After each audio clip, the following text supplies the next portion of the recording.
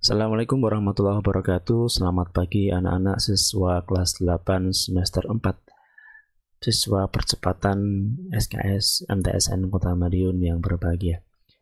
Hari ini untuk mapel prakarya kita akan mempelajari secara singkat tentang proses produksi kerajinan bahan limbah keras. Oke, sebelum kita mulai pelajaran, mari kita berdoa terlebih dahulu. Semoga siapapun di rumah, saudara kita yang sedang sakit, diberi kesembuhan oleh Allah, yang diberikan kesulitan, segera diberikan kemudahan oleh Allah SWT. Dan semoga apa yang nanti kita pelajari dapat memberikan ilmu yang bermanfaat. Barokah fitin wa dunya wal akhirah ala hadiniyah wa ala kulli niyatin shalihah. Al-Fatihah. Oke, langsung saja.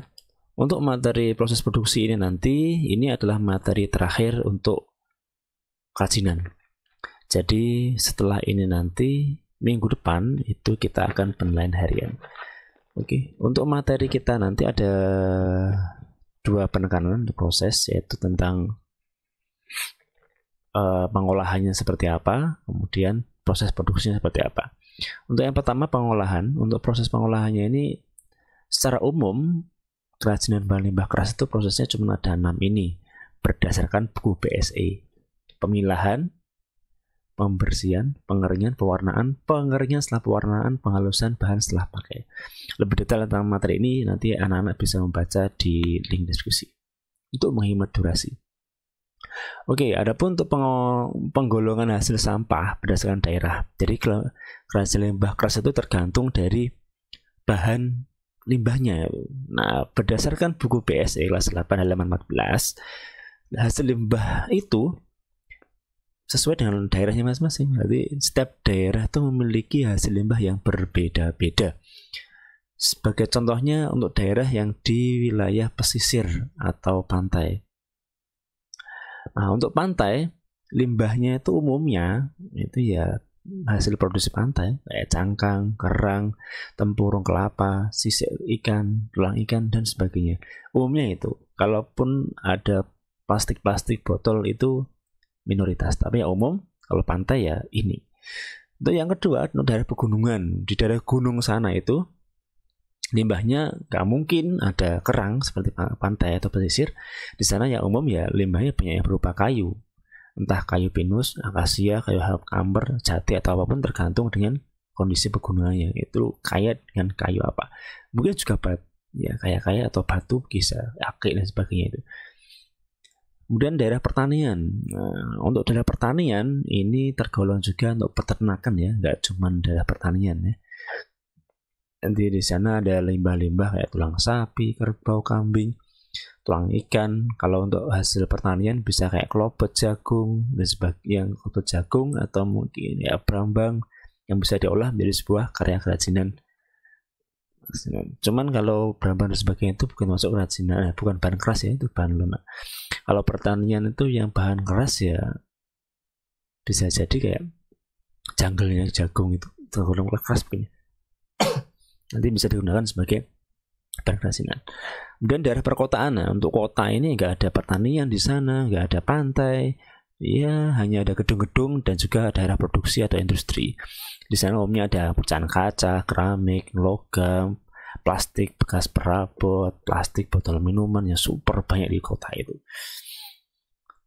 Oke, untuk pembuatannya hari ini kita akan coba ulas singkat saja. Tidak ada video sih, nggak ada rekaman dokumenter yang saya janjikan minggu lalu, nggak jadi kita buat karena nggak nutut timernya. Jadi ini hanya berdasarkan dari buku BSE halaman 28. Nanti anak-anak bisa membaca sendiri. Di sini kita hanya ulas sekilas saja tentang tempurung kelapa atau pembuatan kerajinan limbah keras dari tempurung kelapa. Untuk limbah keras tempurung kelapa ini bahannya umumnya cuma ada 4 yang disebutkan, yaitu dari yang pertama tempurung kelapanya sendiri. Tempurung kelapa berarti dari kelapa itu dikupas demikian rupa, diambillah tempurnya saja. Yang kedua ada lem kayu, bisa pakai lem fox atau lem raja wali. Kemudian ada pelitur. Oke, ini nanti untuk finishing ya. dan dempung untuk memperhalus permukaan. Selain itu, nanti produksinya untuk kerajinan bahan limbah keras tepung kelapa ini bisa dibuat berbagai macam varian karya. Contohnya poin A ini menjadi wajah sambal, unik kan? Ada juga pengrajin yang membuat ini bisa digunakan untuk gelas, bisa. Dan ini anti bocor ya. Ini warnanya udah gilap mengkilau begini, sudah kena sentuhan plitur tadi. Atau yang kedua, ikat pinggang bisa. Ini untuk aksesoris. Selain ikat pinggang pun bisa digunakan untuk ikat rambut. Ada ikat rambut. Kemudian yang ketiga, sandal slop dan tas. Untuk sandal ini posisinya dipakai aksesoris ya, tempel-tempelan atau hiasan-hiasan. Nah, untuk tasnya itu juga itu ditempel-tempel itu. Biasanya umumnya kalau tas bahan tepung kelapa begini awalnya sih kain, kemudian ditempelkan, diikat pakai berbagai macam cara sih. Ada pakai krek-krekan, ada yang juga menggunakan langsung tali begitu atau kawat. Terus yang terakhir ini ada sendok sayur. Tidak cuma sendok sayur, sendok makan pun bisa pakai tepung kelapa. Oke, contoh karyanya. Untuk karyanya macam-macam. Ada yang kreatif juga membuat celengan dari batok kelapa juga bisa. Dan kap lampu juga bisa. Contoh karyanya luar biasa. Terus persiapan alat. Untuk alat yang digunakan, ini contohnya ada 2 sih. Sebenarnya ada banyak yang belum diperlukan ya. Kalau untuk konvensional, selain amplas sama gergaji, bisa juga ditambahkan kayak cutter ya untuk menghalus area-area yang terlalu runcing yang nggak bisa dihaluskan sama amplas ini. Kemudian selain itu juga membutuhkan, kalau ini kan gergaji besi, kita butuh gergaji lagi yang lebih kecil itu untuk membentuk lebih dinamis itu. Kalau gergaji ini nggak bisa membentuk lengkungnya yang terlalu tajam, nggak bisa. Jadi ini biasanya untuk lurus-lurus saja. Kalau mau lengkung buat gergaji yang lebih tipis lagi itu bisa alat. Untuk proses pembuatannya ya, cara tempurung kelapa itu silahkan dipilih mana yang udah pas, kemudian buatlah desain, kemudian potonglah tempurung kelapa itu sesuai desain. Setelah dipotong sesuai desain, tempurung kelapa tersebut dihaluskan, bisa diamplas atau pakai gerindra, pakai mesin. Lebih cepat pakai gerindra.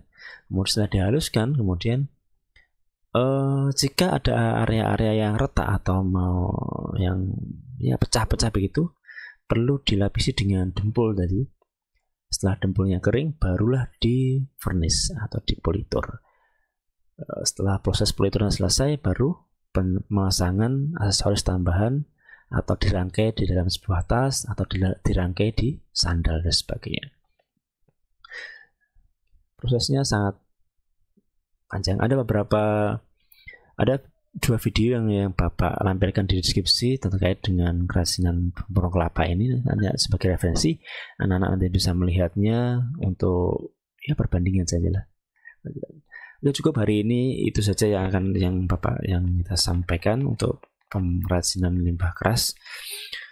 Proses pembuatannya seperti tadi, secara singkat dan padat. Lebih detail silahkan dibaca di buku BSI yang sudah kita lampirkan di deskripsi. Jika ada pertanyaan bisa kita bahas melalui Jabri dan grup WA.